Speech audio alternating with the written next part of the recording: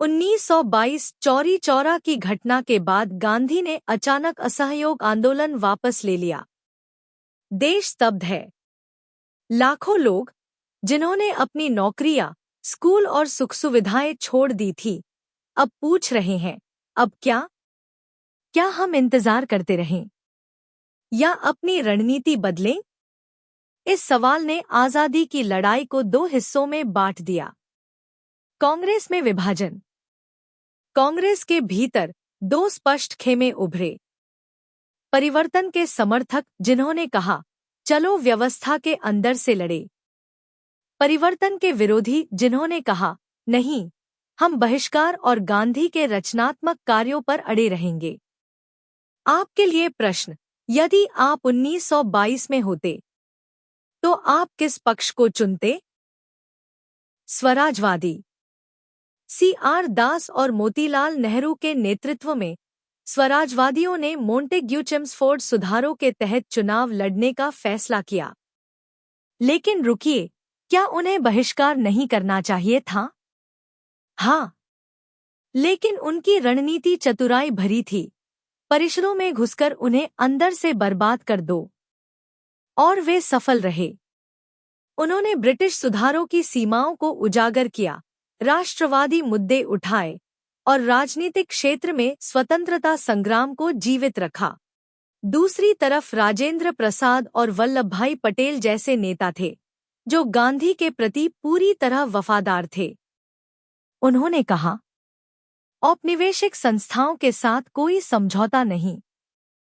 खादी काटने, गांवों में शिक्षा और विदेशी वस्तुओं के बहिष्कार पर ध्यान केंद्रित करें। उनका विचार, आजादी जमीनी स्तर से आएगी, राजनीतिक सौदेबाजी से नहीं।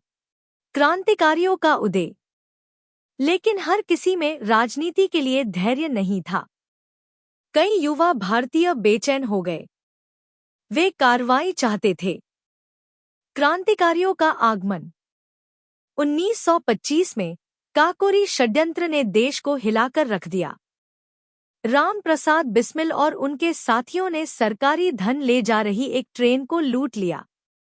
इसके तुरंत बाद भगत सिंह और चंद्रशेखर आजाद जैसे उग्र नेताओं के नेतृत्व में HSRA, Hindustan socialist Republican association, का गठन हुआ।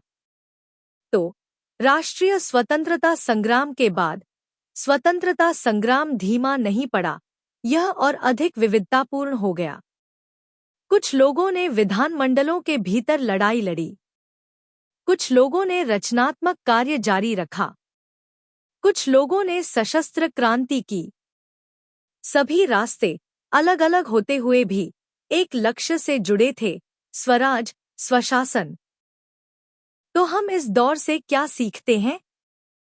कि स्वतंत्रता आंदोलन कोई सीधी रेखा नहीं थी, यह बहसों, असहमतियों और साहसिक कार्रवाइयों का तूफान था। राजनीति और क्रांति, परिषदें और षड्यंत्र, इन सब ने मिलकर आजादी की लौ जलाए रखी। आपको कौन सी रणनीति ज्यादा कारगर लगी, राजनीतिक बातचीत या क्रांतिकारी कार्रवाइयां? मुझे कमेंट में बताइए।